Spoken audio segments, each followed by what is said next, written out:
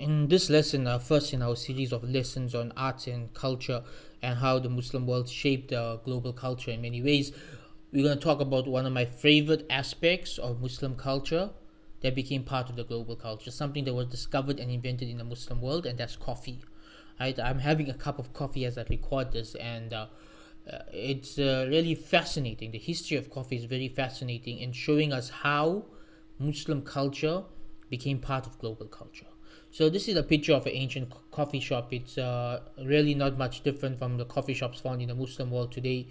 A mixture of some halal and haram elements. Unfortunately, coffee shops in the Muslim world are associated with these long pipes that some Muslims smoke, which I consider to be prohibited. But it just shows you that the idea of a coffee shop, the reason I put this picture up is to show you that a coffee shop is not a new idea. There have been coffee shops in the Muslim world for a long time. It's actually where it was originally invented. So what we're going to do in this lesson is a brief history of coffee and some lessons from that history. So for anybody who's ever been curious about the history of coffee, this lesson is for you. You are really going to enjoy this. To get started, the origins of coffee. Where does it come from? Who was the first person to discover it? There are so many different opinions here. There really doesn't seem to be a way to legitimately trace back the origins of coffee to a single person. There is a story, and Allah knows best how true the story is. It's a legend, it's a myth, it's possibly a true story, but I'm going to narrate it anyway. But the legend goes that a long time ago in the Muslim world, an Ethiopian farmer noticed that his goats were getting energetic whenever they ate a specific bean, the coffee bean. And so he realized that these beans have an effect that they give people or animals energy. And eventually, somewhere down the line, somebody realized you could roast these things and boil them in water and make a drink out of it. That part, nobody really knows how they led from goats eating it to people roasting it and boiling it in water. That part's basically lost to history. But we do know it originated in the Muslim world, right? What we know of the first usage of coffee as a beverage that was drunk by Muslims is that it seems that it was the Sufi mystics of Yemen who discovered that this drink has an effect of keeping you up at night and giving you a lot of energy. And so they used it to keep themselves up for dhikr, for the late night prayer, for the discussions, for the ibadat. They used it as a means of staying up late at night and worshipping Allah. And so the earliest known usage of coffee as a drink was for the worship of Allah. This is fascinating. Something as simple as a cup of coffee, its origins, as far as we know in terms of being a drink, is directly related to people wanting to worship Allah more. I mean, just think about that for a moment. How mind-blowing is that, right? So here comes another interesting part of our history. Early Muslim scholars were suspicious of coffee. They were suspicious of it for two reasons. Number one, they linked it to the Sufis, right? And there've always been throughout history a group of ulama who were against Sufism and those who were pro-Sufism, and so there was always some suspicion of from the anti-Sufi ulama towards the Sufi ones. And again, I don't want to get into sectarianism in this course. Nonetheless, the point is that when the Sufis introduced something to the Muslim world and they made it part of the acts of worship, certain ulama were and always will be against them. The other reason they were suspicious of coffee is they heard it affects your mind, and they assumed the effect was the same as alcohol.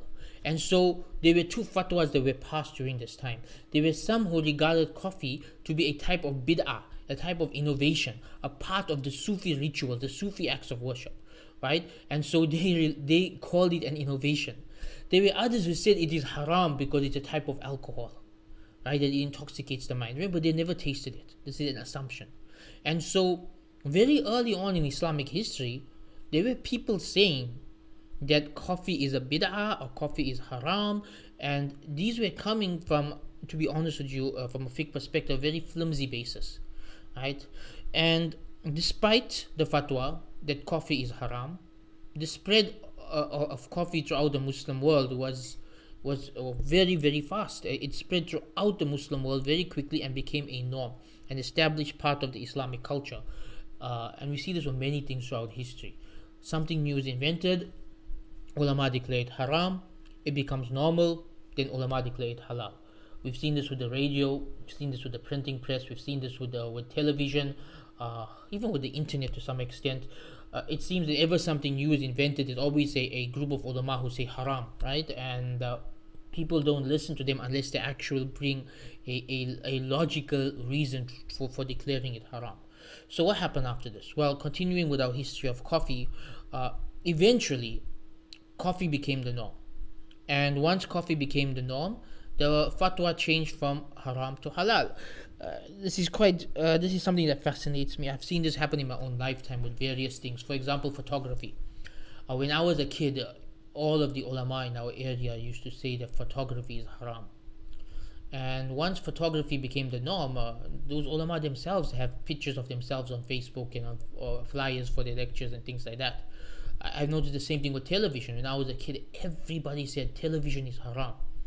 And many of those ulama who used to say that television is haram, now that television is the norm, they have their own TV shows where they teach people Islam, right? And so, whenever people were too quick to judge something as haram without a valid reason, you notice that from one generation to the next, the fatwa changed. A funny thing about the history of coffee is that Muslims weren't the only one to call it haram. The Christians did as well, right? And the Christians' reason for declaring coffee haram is very similar to how some of our ulama think today, in that they said this is a Muslim drink, therefore you can't have it. Just like how some Muslims today will tell you you can't eat an Easter egg because it's a Christian sweet, right? So this mindset exists in both religions among some people. So early on in history, there were Christian preachers saying that coffee is prohibited. There were Muslim preachers saying that coffee is prohibited. Yet coffee became an established part of both Muslim and Christian cultures. And it didn't just become a part of the Muslim culture, but it became a key feature of Muslim culture. That when you go to a Muslim culture, you expect to be served qahwa, right, which is the Arabic word that coffee is derived from. And this is, every Muslim culture has its form of coffee that is a norm, and especially in the Ottoman Empire, it was a norm. In fact, the English words coffee, mocha, cafe, all of them are actually from the Arabic language. Right? These are all Arabic origin words which were anglicized. So it shows you how deeply rooted coffee is in Arabic culture and in Muslim culture. So eventually, coffee found its way into Europe through the Ottoman Empire. The Ottoman Empire, coffee became very much a major part of their culture during the time of Suleiman the Magnificent. It became something everybody was having. Coffee shops began to open up, and again, Europeans traveling there for business would taste coffee, fall in love with it, take it back, buy some, take it back to their cities, and eventually it began to spread until it became the global culture. Today, coffee is the most consumed beverage on earth on a daily basis. Something that originated in the Muslim world to be used for the worship of Allah became the most consumed beverage in the world, right? That's statistically speaking. The amount of people who drink coffee today is far more than the amount of people who drink tea or soft drinks or juice or any other thing that people make to drink. One last point about the history of coffee. You'll notice when you go to Muslim countries, coffee tends to be very dark and bitter, right? Qahwa tends to be a very dark, bitter, powerful drink. That's how coffee originally was. It was the Europeans who found it too bitter, so they introduced the idea of adding sugar or cream to it to sweeten it, and that's how the cappuccino was invented. Right? It was invented by Capuchin monks who found the Muslim coffee to be too bitter, so they added cream to it and made it sweet. And so, bitter coffee, original dark coffee, its origin is in the Muslim world. Sweet coffees filled with sugar or syrup or cream, that the origin is in the Christian world. So that's a brief history of coffee. It was discovered in the Muslim world, invented by Sufis to assist them in worshipping Allah late at night. Originally, people were skeptical of it. Eventually, it became a normal part of the culture. People changed their opinion towards it. Right till today, Everyone considers coffee to be halal, nobody has a problem with it, and it is a major part of the global culture. So, most importantly, what can we learn from this?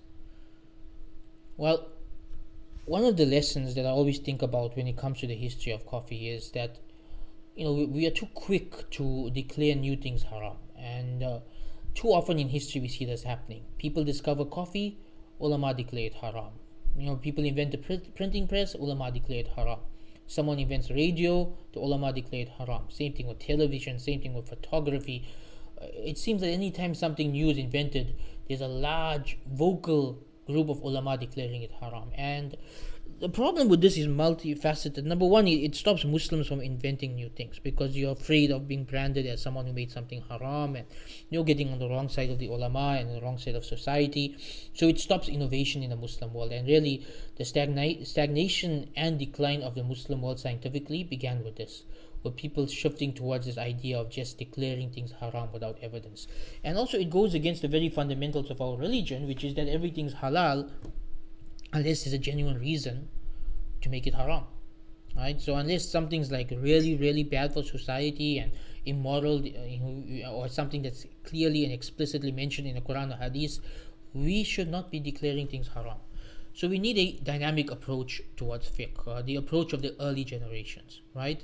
And the approach of the early generations was that things are halal until proven otherwise. And that's why in the early generations, there was a lot more scientific innovation.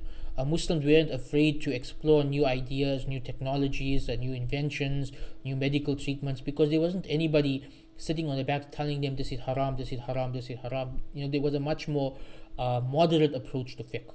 We need to go back to that. We have to go back to the dynamic, moderate approach to fiqh that the early generations had.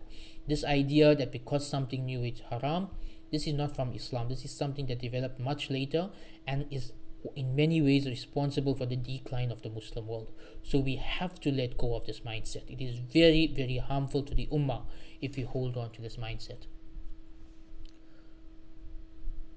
Another thing which I find very fascinating about coffee is that, just like with many other aspects of our culture, its discovery is a link to the religion itself. People were looking for a way to stay up late at night for their tahajjud, for worshipping Allah, for remembering Allah, for studying Islam. And so they were the first ones to adapt to coffee, to make it a part of their lifestyle. So just like with the invention of algebra or the discovery of many different medicines, the origin is directly related to Islam. People were looking for a way to stay up at night to worship Allah. And that is why they invented coffee. Absolutely amazing. We take our coffee for granted today, that this is just some worldly thing that someone came up with, so they can get more work done. But, it's much deeper than that. And just think about it. Something as mundane as coffee would not have been discovered, at least not at that point in time, if people were not so enthusiastic to worship Allah. So Islam in of itself is directly related to the origins of coffee, and that's something that just completely fascinates me. And finally, the final point of reflection. Coffee today is a part of the international culture. What this teaches us is that we, the Muslim world, have the ability to invent or discover awesome things and for them to become part of international culture.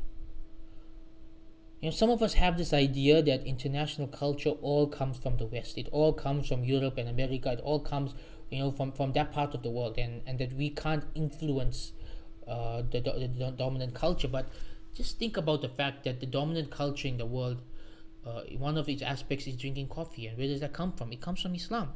Another aspect of the dominant culture of the world is the idea that people are innocent until proven guilty. Guess where that comes from? It comes from Islam. Right? So what does this teach us? It teaches us that we are capable of having an effect on the global culture. We should not have a defeatist mentality about this. It is possible for you or for I or for us together to invent or discover something new that becomes part of the global culture. We should not have this defeatist mentality towards the world.